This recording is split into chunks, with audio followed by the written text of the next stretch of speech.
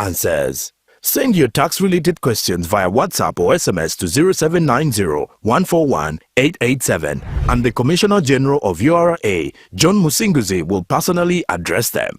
Tune in to UBC News Tonight every Monday and Wednesday for expert insights and clear explanations. Booza Commissioner. Revered as the patrons of the wild, my horn stood tall, announcing my presence among Africa's Big Five. Yet, with all my strength, I struggled to survive. Then Uganda Wildlife Authority gave us something, a safe home at the Ziwa Rhino Sanctuary. And here we began to thrive again. Today, we are 48 members strong, with 17 cows, ready to take our unique story into the future. This is your lifetime opportunity to name a rhino, and with it, find the conservation efforts that keep our story alive. For more information, visit our website, www.ugandawildlifeauthority.org. In a nation hungry for truth, a world where every story matters, there exists a beacon of trust and reliability. For decades, they've been our voice and our window to the world, holding the mirror of our history. With 4 TV stations and 11 radio channels spanning 27 languages, they stand as guardians of information, defenders of truth. With Mascari Heritage Advantage, they uphold every citizen's right to reliable and free information. Their archived stories shaped our past and illuminate our present. Yet now, as new challenges arise and the world evolves, their mission faces its greatest test yet. Be part of our journey and let's navigate the unknown, uncover the untold, and safeguard our future together. Tune into your public broadcaster, for it is the intersection of trust and truth. Because to UBC, your story, and every voice matters. UBC, inspiring Uganda.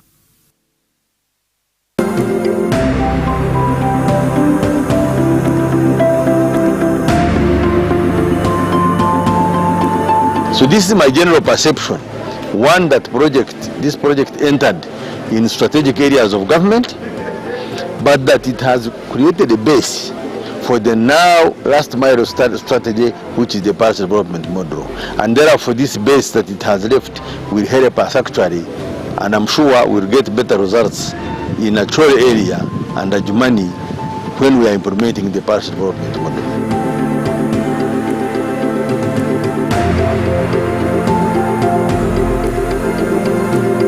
The government's mandate is to maintain law and order, safeguard citizens' rights, and provide essential public services. Remember, one of the pillars of the roadmap is innovation and entrepreneurship. There has been this question of how are you protecting our indigenous seed? It's going to be a tall project that answers somebody's question. The Front Bench has brought you insightful discussions on governance, security, healthcare, justice, and commerce. When you go through this complicated procedure, involve the lawyers, you bring the case against him, the judge will hear you out and pass judgment, and you're out of court in record time. We remain committed to keeping you informed and engaged on key national matters. So these are huge, these are powerful organizations which now Uganda chairs. Why don't you come together? If we haven't migrated to the e-card because of various reasons, including that not all the people of Uganda have smartphones. You can sit in your house, apply for a passport. If you have a Ugandan who has a successful logistics firm in the US, it means he can come to Uganda and do a lot more. Every Monday at 8:30 p.m. with me, Jethro Kasaiji, your interface with the government only on your public broadcaster, UBC, inspiring Uganda. Across Uganda, The parish development model is paving the way for prosperity, helping families transform their lives through strategic farming practices, like the 4-acre model. In our Chibaro of 1996, we said first acre, put coffee. Second acre, fruits. The third acre, you put pasture for dairy cows. The fourth acre, for food, cassava. The good thing is that now cassava is also becoming a very good cash product. But at least for food. Then, mind you, the backyard. You put poultry for eggs, you put piggery. I'm in a 1-acre plot of land. In this 1 acre, Your Excellency, I practice this banana plantation. I also... Live from UBC Studios in Kampala, this is Good Morning Uganda.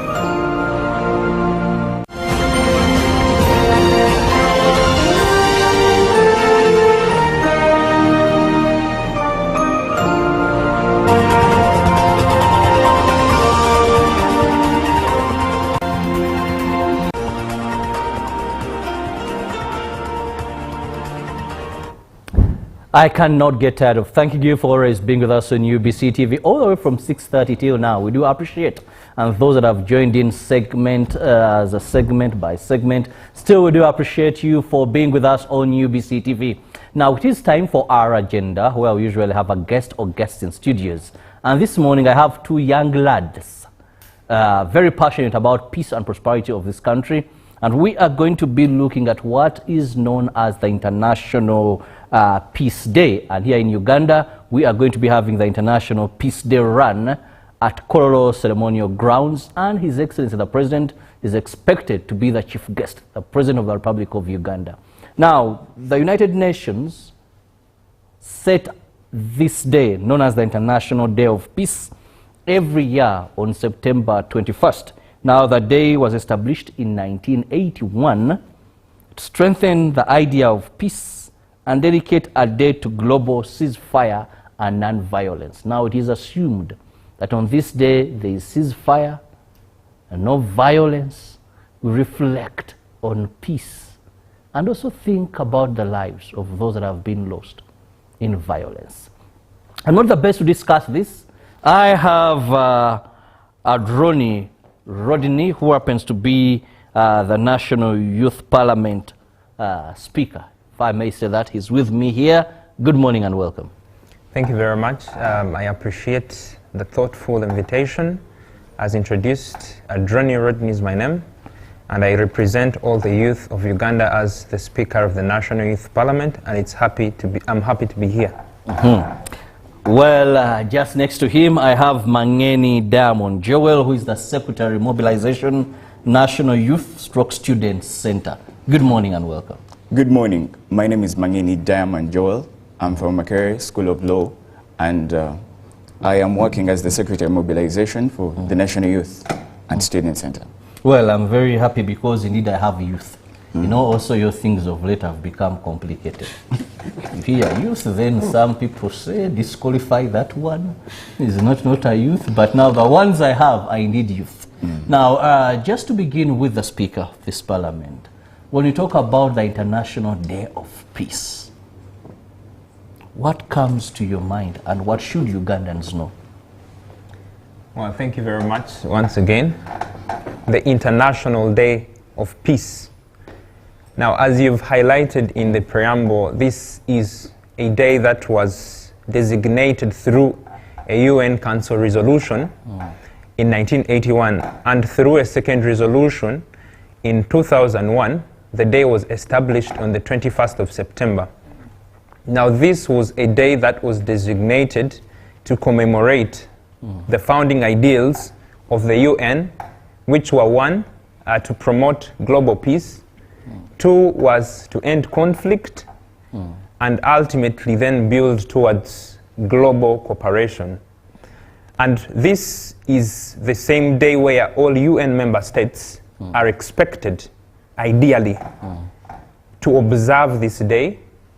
One, through ensuring that there is non-violence through ensuring that there is ceasefire, and, like you said, to celebrate those whose lives have been tragically cut short by war and extremism. So as Uganda, we are at a very critical moment in our country. And if I may just give a short historical context to put perspective to this discussion. Please do. Uganda as a country has witnessed turbulent times in the past, especially in the post-independence era. We've seen a country that has been marred by a lot of conflict, a country that has been marred by war, a country that has been marred by a lot of turbulence. And so we have seen Uganda transitioning from war to peace today, the peace that we see today. We've been able now to see a transition to peace where we've had people able to thrive, for example. We've had people able to go to school. We've had people's businesses thriving. And we've seen a transition in a Uganda that works for us because of the contribution that has been made by our founding fathers. And it is against that background that we feel the need to observe this day and appreciate the effort that has been invested by everyone that has seen to it that we've had peace for over the last 30 years. And now, where do the young people come in? It should be put clear that the International Peace Day celebrations for this year are being organized by the young people.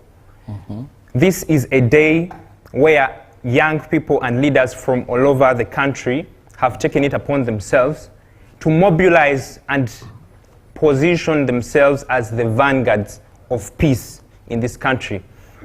And so we sat down and resolved that we should pay tribute by spearheading the organization of the Peace Day celebrations by organizing a peace run. Now, to summarize with what you asked is why we need to observe peace is that one thing we should remain cognizant of is that we are at the precipice of a 2026 general election. And historically speaking, elections in Uganda have been defined by a lot of conflict, a lot of animosity. They've been defined by a lot of divisive rhetoric that is aimed at polarizing at the masses. So for us young people, we are saying we should ensure that we keep this peace that we've been able to enjoy for the 30 years, and they are therefore rallying the entire nation to follow suit, to join us as we consolidate the gains of peace, but also carry them forward towards the next 5 years and beyond. Thank you. I love the fact that young people, because Uganda's biggest population are young people. And unfortunately, when people want to destabilize peace of any nation, they won't look for the people who are clocking 60. They'll look for you because you still have the energy to run, the energy to distract and then vanish and all that. But if it's you taking this. Now, I'll go to Mangeni here with me. Now, this is something being organized by the youth. When you talk about 30 years of peace, you never had a bullet during the war. You never hid. Yes. No one stopped you and took your money. Those stories we are told, or for those who are there. Now, to a young person, many who are watching us today, of your age, have nothing that they tasted that we call the dark days of Uganda.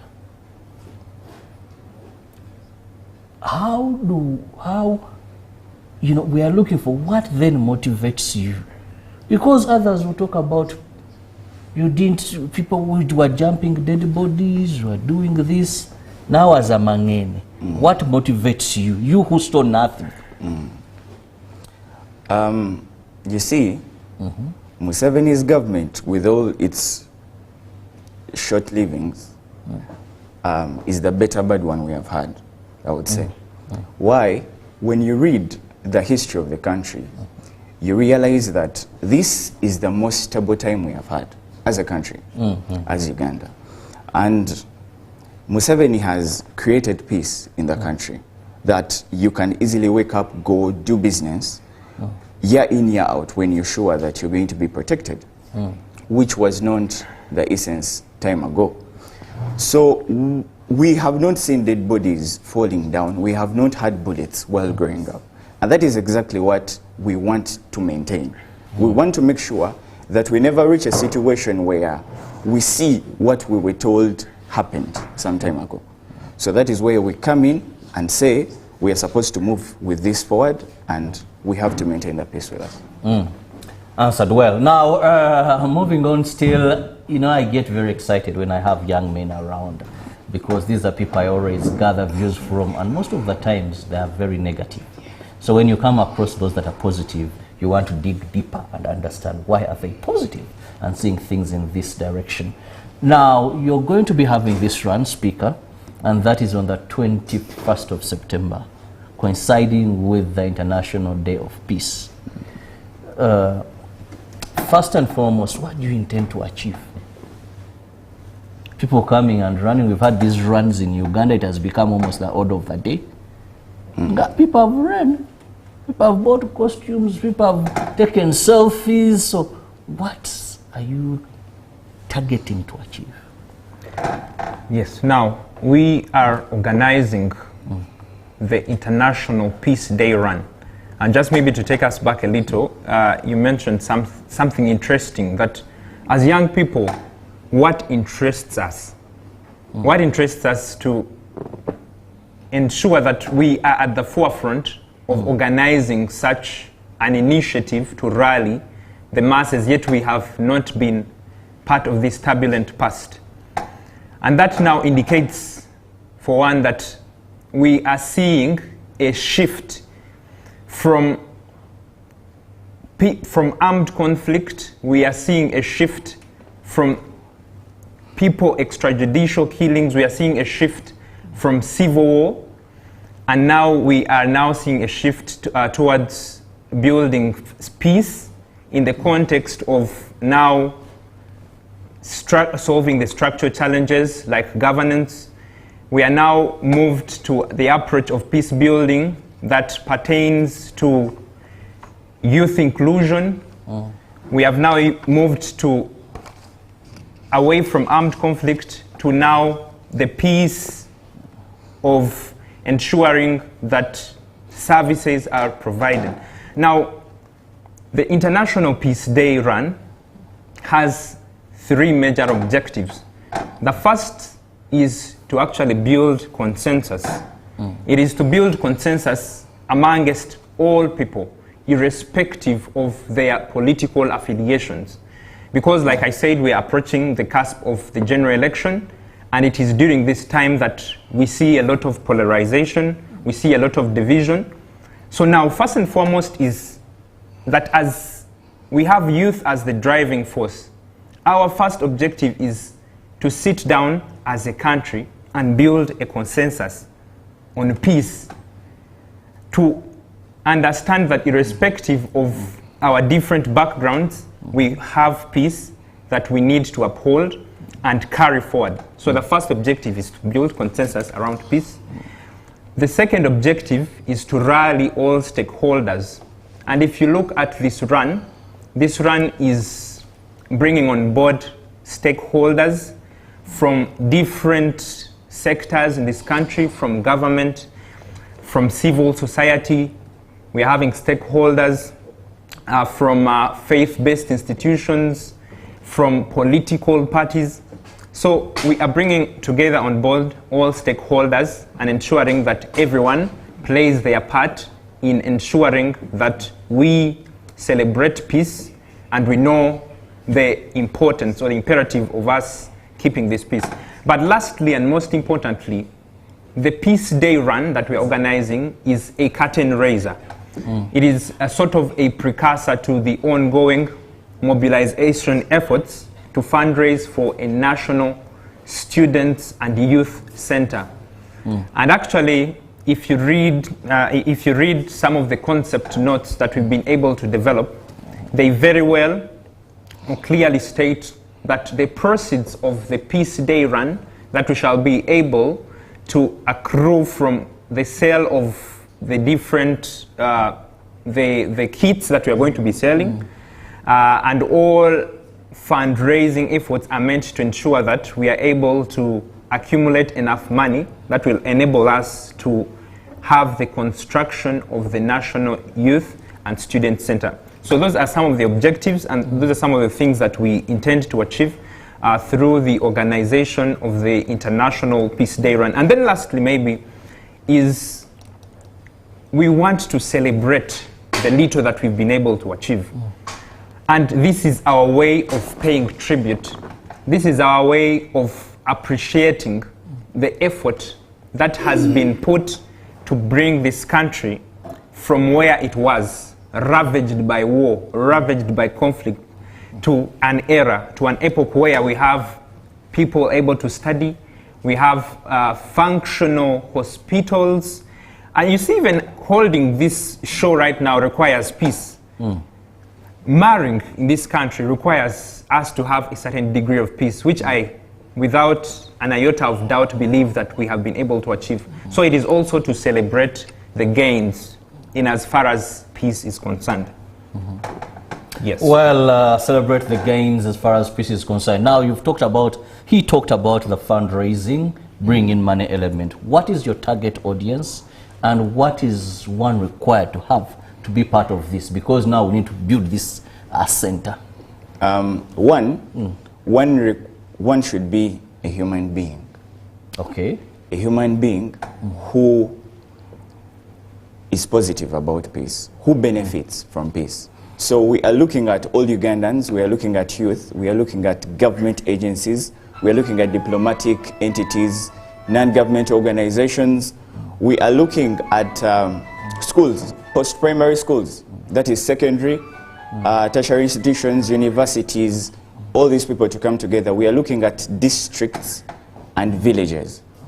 Yes, so every village could send 15 people minimum to come and run.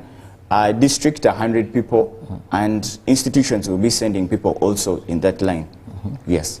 Now, what is required in terms of being part, apart from being a human being and a peace lover? Yes. What is required to be part? We are looking for partnerships, yes, for sponsors out there to come and help us move this thing forward.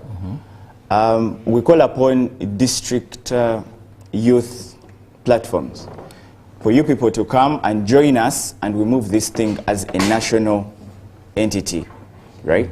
We want as many people as possible. So all young people out there, all Ugandans out there, you can come join us. Our kits are only 10,000 shillings, and they shall be available at districts. They shall be available at places we shall communicate later. Yes.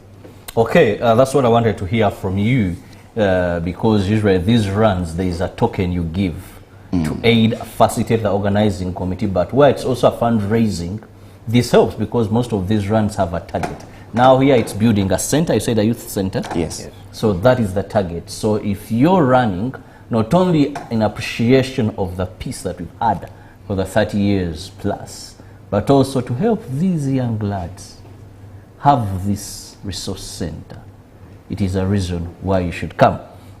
Now, what are some of the other activities that are lined up for that day? Yes, Speaker.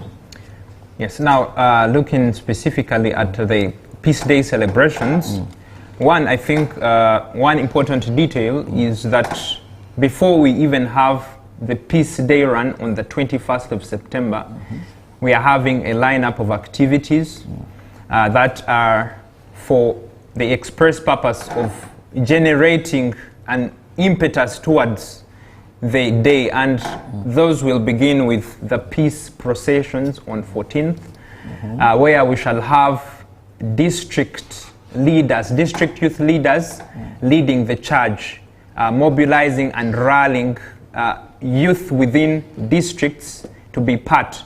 Now, the mobilization of this run trickles down to village level, where we are having or mobilizing what we call the peace mobilizers. And for each village, our target is having 15 peace mobilizers. And these are going to come from the youth structures, the National Youth Council structures. Now these, and each of these 15 people is meant to mobilize 10 people, just 10 people for the run. And then, of course, the fundraising begins at this stage, and we are planning, or what we envisage is that these people are going to be the ones in charge of mobilizing a few resources that are required to organize these peace processions by reaching out to various stakeholders, like I said, the political leaders, the resident district commissioners. We have faith-based institutions like churches. These can help us generate a few resources that can help us to organize these peace processions all over the 72,000 villages across the country. Now, after having these peace processions, now they will help us to generate a momentum towards the 21st of September. The other key detail that I think should be made known is that we are inviting each school to send 15 students. To send 15 students for the run that will be in Kololo. And we have, of course, some prizes to incentivize these different groups of people. The first is that the school that wins the peace run, we are lining up a school van that will be won by the school that wins. And then for the district, because we are organizing it in a way that is that they are district based, and the district that is able to win, we are lining up an ambulance that will be won to help, of course, in transporting sick people, and in whichever way that the district will find fit. But those are some of the incentives that we are putting forward to ensure that we encourage people to be able to participate. But also, we are planning to roll out a robust campaign, a robust online campaign, because, of course, we are transitioning to a digital era, and, of course, using these platforms is inevitable, especially where we have very many people increasingly utilizing social utility platforms like TikTok, social utility platforms like X, Facebook, and all these other platforms. So we are also planning to see that we roll out this campaign to ensure that everyone is involved, to ensure that the whole country is unanimously speaking peace.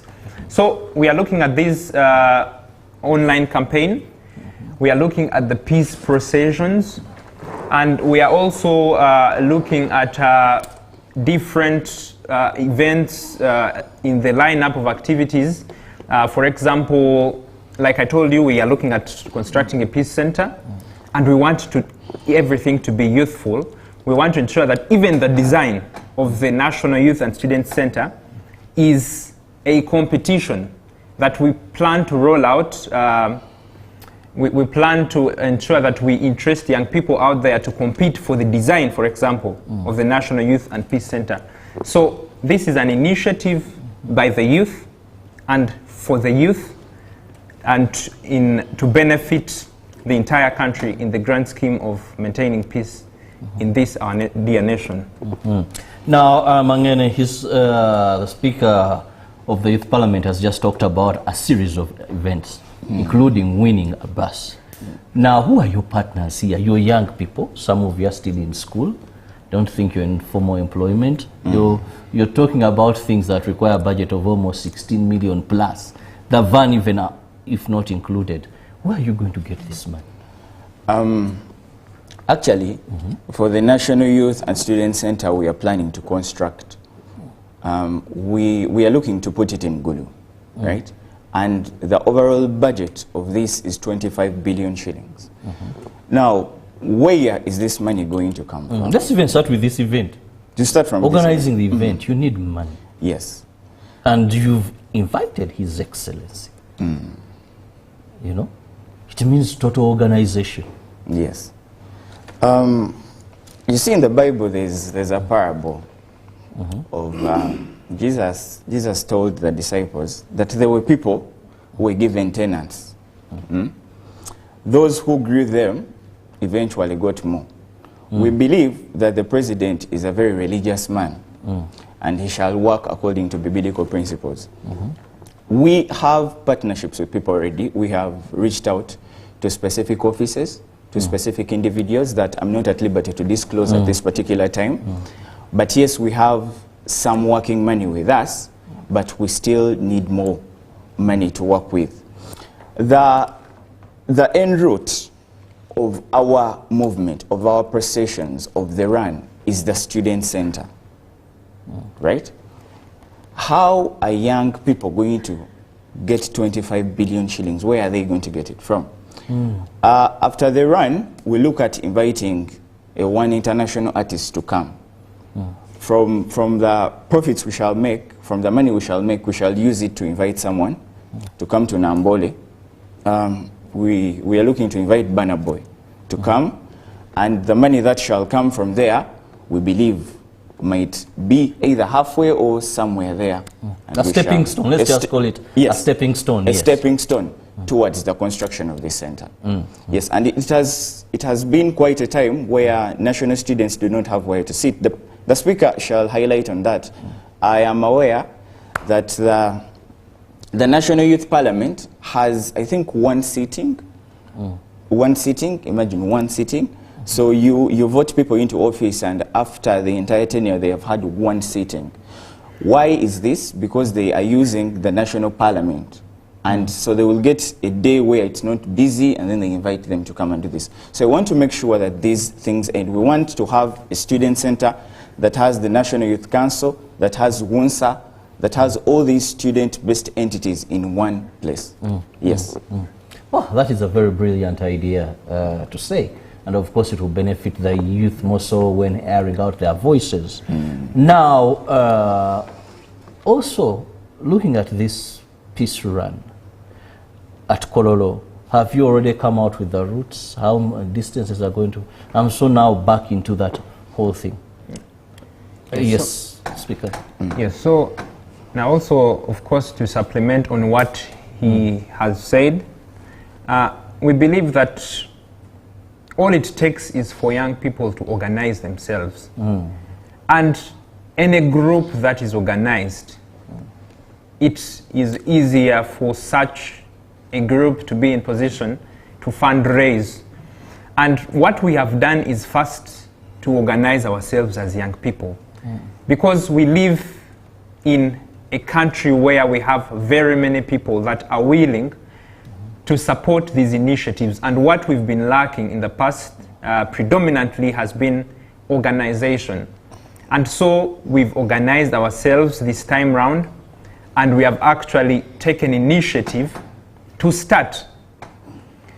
And one thing that I want to highlight is that sometimes you do not need money to start. Yes, you may need money to continue, but starting is just something that you must do in the hope that through the organization you're able to now bring on board various people to fund to be part of this event.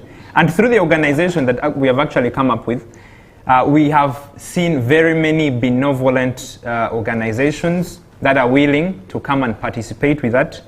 And above all, we believe that our president, His Excellency, is a very benevolent president, and a president that has been able to construct schools, a president that has been able to construct roads, to construct hospitals, is the same president that we believe will also come through. But of course, we have to start somewhere.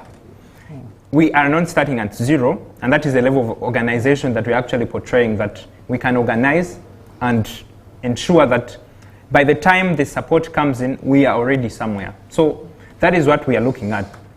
But also in the grand scheme of the organization of the International Peace Day Run, of course, we are working with the Sports Council to ensure that we map out these routes, because mapping also takes a lot of money. When we made consultations, we were reliably informed that mapping can even cost 15 million to map routes. And it requires bringing on board key different stakeholders like the police and also representatives from the Sports Council. But of course, when we engaged with KCCA, we were requested to submit these routes, and we are in the process of ensuring that we embark on mapping out these routes. And once that is done, we shall be in position to submit these particular routes. But we believe that, and our target, by the way, is to have 1 million people in Kololo independent grounds. And of course, we have clearly articulated where we expect all these people to come from. And we want this to be as cosmopolitan as possible. We do not want, most of the runs that we've been having have been urban-based runs and have largely involved people within the central region.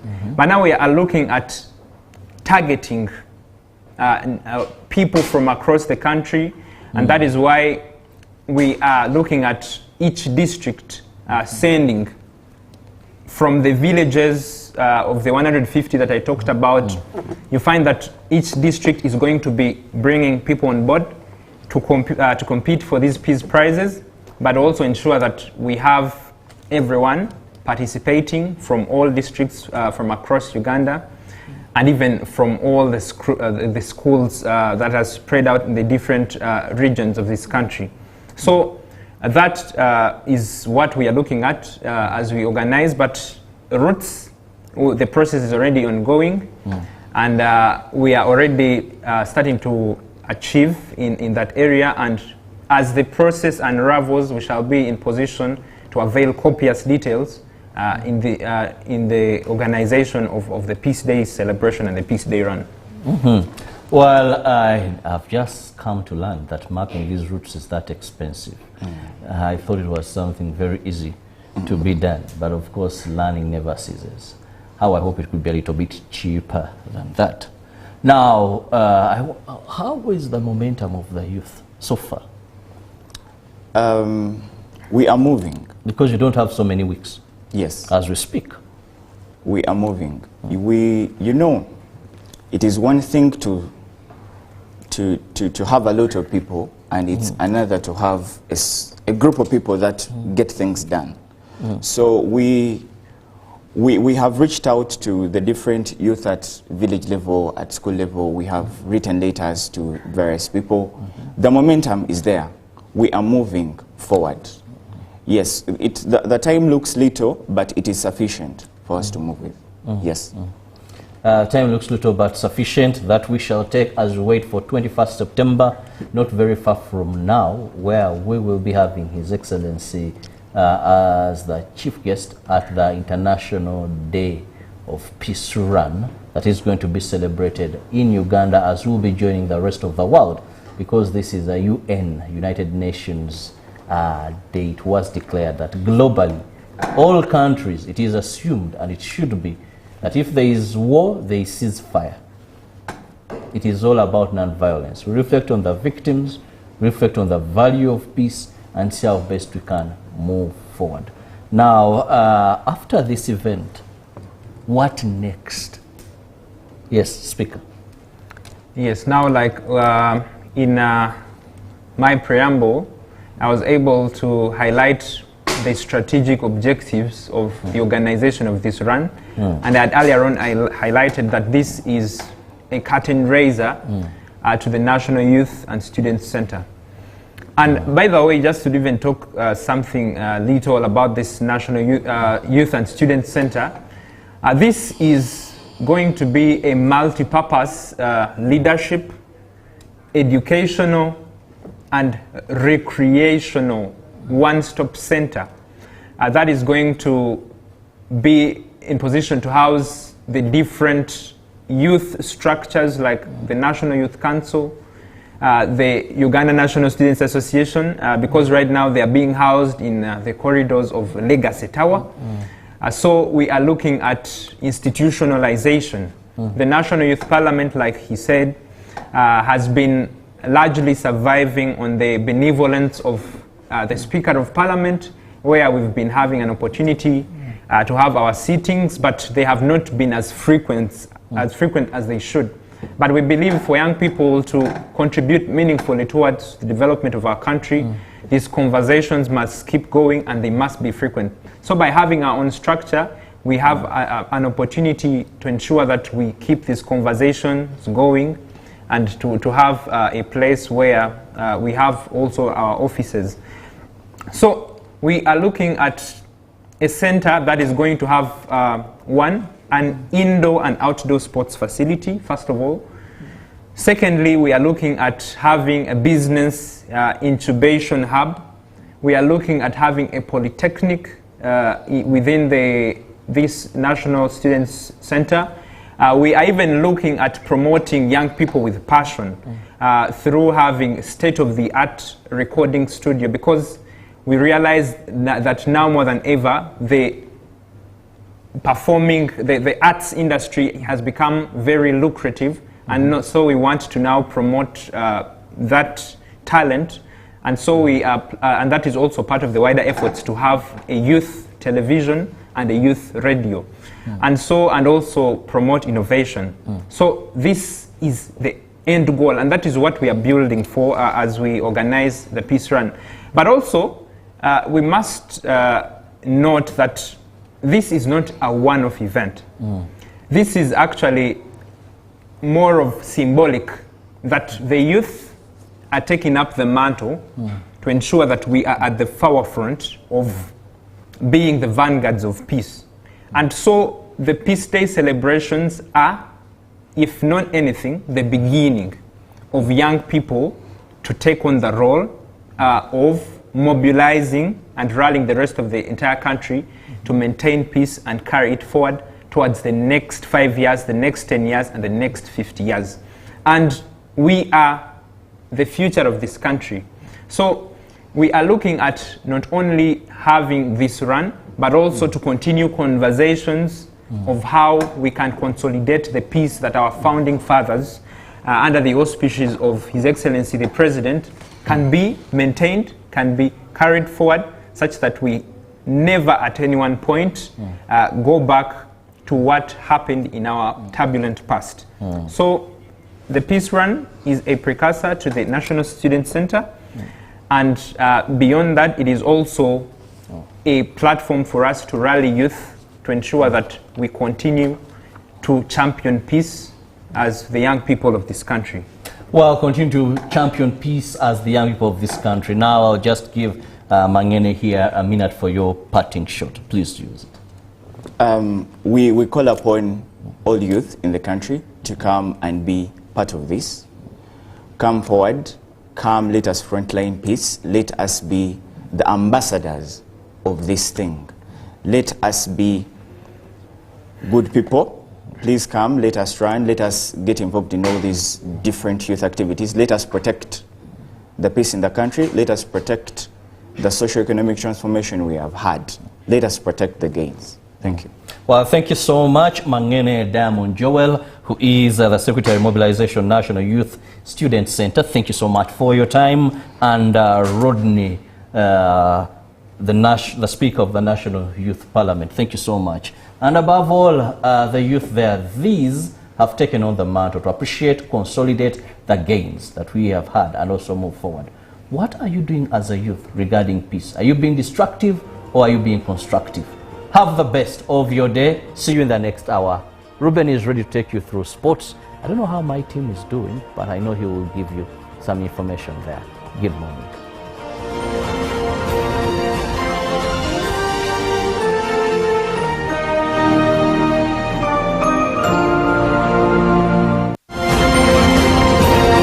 Live from UBC Studios in Kampala, this is Good Morning Uganda. Hello, Kampala, Uganda. In response to the national call of strengthening the traffic security, Good Products Group HGO brand has officially launched the Rider Selection Campaign. Registration is now open.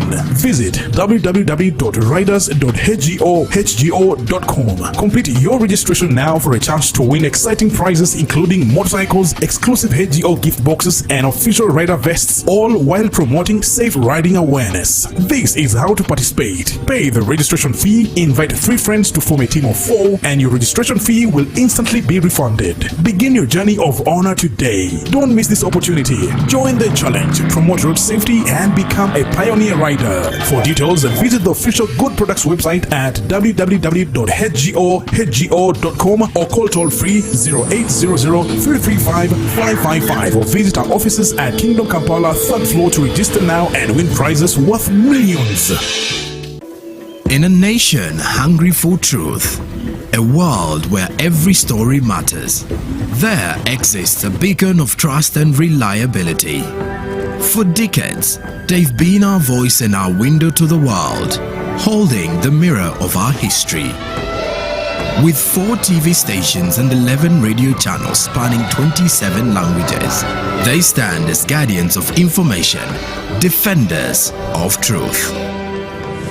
With Mascari Heritage Advantage, they uphold every citizen's right to reliable and free information. Their archive stories shaped our past and illuminate our present. Yet now, as new challenges arise and the world evolves, their mission faces its greatest test yet. Be part of our journey and let's navigate the unknown, uncover the untold, and safeguard our future together. Tune into your public broadcaster, for it is the intersection of trust and truth. Because to UBC, your story, and every voice matters. UBC, inspiring Uganda. Live from UBC Studios in Kampala, this is Good Morning Uganda.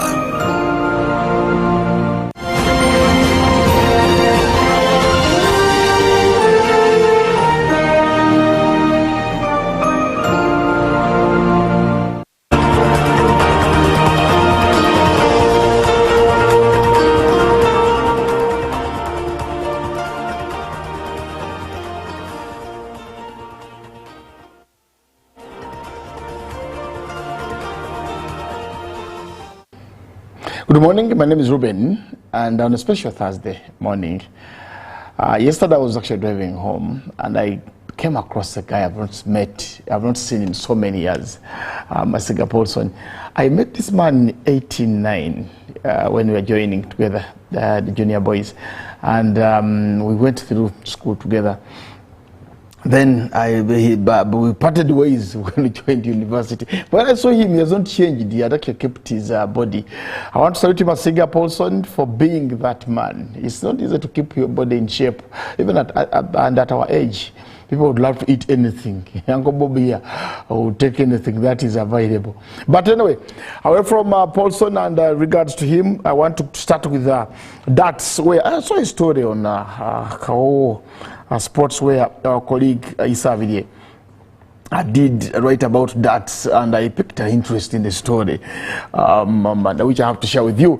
Now, Issa Avidie, I hosted Issa Avidie when we were doing Chan in Ambole. And he was very, very good. He was actually so resourceful, if you ask me. And he did mention that it's been a honor for Uganda to host Chan. But anyway, from that, let's talk about darts. Uganda Wildlife Authority clinches the unprecedented 7th conservation title. And of course, on the screen, you can see the gentlemen celebrating their championship. And of course, for the male That's a UA 2025 Wildlife Conservation Darts Cup. Overall winners, a male came from UA, that's the Uganda Wildlife Authority, then as well as a female. They also won it. For the 7th time in a row, the Uganda Wildlife Authority Darts team smiled at the podium in the annual Conservation Cup. Now, how can somebody win 7 times in a row, really? Is there competition even? If you ask me, I don't see competition there. But of course, I'll ask Kisavia to explain to me if there are even competitors in there. How can a team win 70 consecutive titles? Where are others, brother? Where are other competitors? Anyway, but I would not downplay their efforts. I think they did a good job, but retain their championship. Away from that, let's talk matters football, where we have KCA did sign a player. But of course, before we go to that, on your screen you can see the girls there, the Kampala Queens. Tony Maweje is among the coaching staff. You can see him smiling with the girls. Kampala Queens ready for CAF Women's Champions League qualifier opener, and Kampala Queens are set to take on Kenya Police Bullets in the CAF Women's Champions League qualifiers encounter at Nyayo Stadium. That is today. Kenya Police Bullets finished second in their maiden season and would seek a better achievement this time round. However, Kampala Queens captain Shakira Nankwanga, I love the name Shakira. I don't know why, but I think sometimes I love Muslim names. But I'm not a Muslim, I'm a Catholic. So Shakira Nankwanga is actually confident that the team is ready to win the game. We have prepared well. Actually, we managed to catch up with her at the game in sport, and she says, and I quote, we have prepared very well. All departments are ready for this stage. That was from the skipper. Every player is ready to give in their whole. We call upon everyone's prayers and support. Otherwise, we promise to win the game. She concluded on behalf of, on the other hand, Beldin Odemba, the Kenyan Police Bullets coach, revealed that her troops are not under pressure at all. The mood is right, and the zeal of my team is good for the tournament. That is a statement from Beldin Odemba, the Kenya Police Bullets coach. We have bolstered our squad with new signings this season, including some from Uganda and local players. We plan to win all our matches as we take a game at a time. She continued. Now, military coaches can come up with such sentiments and end up not even winning a single game. So I've been here long enough to know that some coaches are liars. Some of them are even conmen or conmen, if I can say. They will tell you that they're going to win the game, and in the end, they can't even put 2 wins together. So let's wait and see, but we support our Kampala Queens, and we just wish them the very best of that game. Then away from that, into matters transfers. KCCA, Charles Lukwago finds solace at KCCA, but of course before I go to Charles Lukwago, the one on your screen is actually Mugisha, who joined Rogers Mugisha, who was signed by KCCA. Uganda Premier League outfit, KCCA did continue to bolster their squad ahead of the new season. The latest acquisition is winger Rogers Mugisha, who was actually who they unveiled on Wednesday, that was yesterday. Mugisha joins the Lugogo-based side as a free agent from Chisara FC, where he played last season. We also have free agents in Uganda. He joins the list of players reuniting with coach Brian Senyondo. The list includes Lazaro Mohindo and Ivan Ahimisiwe. Now, Ivan Ahimisiwe scored the 3rd goal in Uganda played against Guinea in the CHAN. I just love the dummy that Ahimisiwe came up with. So let me hope that he transfers that kind of form that he had in the game against Guinea in the CHAN to KCA, Ivan Ahimisiwe. I enjoyed when I was actually ball. I enjoyed that 3rd goal when he just dummied the goalkeeper and tapped in and just actually put it home. If that's the word to use, I was in joyous mood in the stands. I remember talking to my colleague at the time, that was Clive Cheze. and sharing with him what a goal that man has scored. I wonder where scouts are. You should come for such players. Ivan Imbisiwe, such a good player and a nice lad, if you ask me. So disciplined, committed training. Anyway, away from Ivan into Lukwago, Matters Lukwago, the goalkeeper. Charles Lukwago finds solace at KCCA. Yes, he does. Goalkeeper Charles Lukwago has found solace at KCCA after running down his contract at South African side Venda FC. According to reports, Lukwago has put pen to paper on a 2-year employment contract at his former club, KCCA, keeping him at the club until 2027. Now, as we host Pamoja here 2 years from now, brother, Lukwago will be playing for KCCA. That is Charles Lukwago. So Pamoja is coming up in 2 years to come, and the success we had during Chan means that we are able to host Pamoja. Yes, we shall be able to host Pamoja. Pamoja we host, Pamoja we exit. We are beaten all in the Chan, but we had a successful tournament, if you ask me. We have qualifiers today coming up away from Lukwago. Joining KCCA, we have qualifiers. From that is the World Cup qualifiers coming up today. I'll take you through the games that we have. Group A has Guinea-Bissau and Sierra Leone. The game will be at 7 p.m. But then, of course, Group D has 3 games today. That is the Angola against Libya. Then Mauritania will take on Cape Verde, and Cameroon will take on Eswatini. Now, some men want to go to Eswatini, Swaziland, because you can marry over 4 women. So for those who want to go to Eswatini, you can travel. It's a visa-free country. Anyway, the games are on, of course, at the Swatini Cameroon game is 10 p.m. Then Group G, there's a game between Angola and Algeria and Botswana. Then Group H, Sao Tome and Principe will take on Equatorial Guinea. Then Tunisia will play against Liberia. And then, of course, Group I, there will be Chad against Ghana. Good game for the Black Stars there. Then Madagascar will take on Sierra. Sierra is Central African Republic. Then Mali will play against the Comoros. That will be at exactly 10 p.m. And, of course, other games that we have in the Africa World Cup qualifiers. So you can catch those games on your pay TV channels. I can't guarantee that you have those games live here. No, I can't guarantee that. I can only guarantee that we have AFCON in December live on UBC TV, and of course the Pamoja bid. We will be able. Not bid. The Pamoja hosting. The bid was done, and East Africa won the bid for 2027 AFCON. So we'll be able to have those games live. But of course, the World Cup qualifiers, I cannot even give you 1% guarantee that UBC TV will have those games live. Though much as we are the home of sports, I can't guarantee that for now. Well, we've got to go. That's it from sports this morning. I've got a message here. Okay, 2 messages that I can read out, or 3. If you allow me, Christopher, for me to get these messages out of the way. Masiga Paulson says, "Oh, Ruben, it was good catching up with you, guy. I missed those days in the DH where you could cry for Bogoya." Why would you say this, Paulson? Why would you say that I cried for Bogoya? My time in school, I did. I liked eating when I was at the college. I did love eating. I should be honest with that. Tony Kent says, I am watching Ruben, and I just want to understand the color of the t-shirt. It's green. If you're not colorblind, it's green. Not the other green, you know, but it's between green and blue. And you can tell me which color is that. Finally,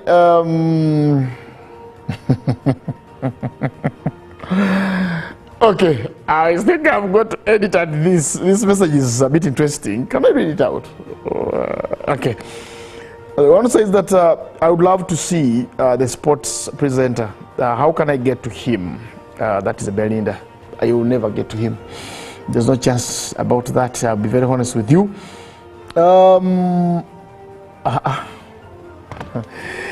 Thanks so much for being part of the show. I think we need to go. We shall catch us tomorrow. We'll be here. Robert Chiravo, Jethro Kasaiji will be here to take you through the first hours of the show. Then I'll return. I'll come back to take you through the sports. It's international break where teams are going to be playing World Cup qualifiers. So Uganda will be in action tomorrow, and I'll be taking the lineup that will be starting. The game is 7 p.m. in Nambole, and the team will be there. John Barnes and team will be there to give us the happenings, as well as myself. I think I'll travel to Nambole tomorrow to watch our Nyango return to the national team. Then, of course, we shall have other games that I'll be telling you about tomorrow. For now, have yourselves a lovely day. And up next is Robert Chirabo with GMU Extra. Good morning.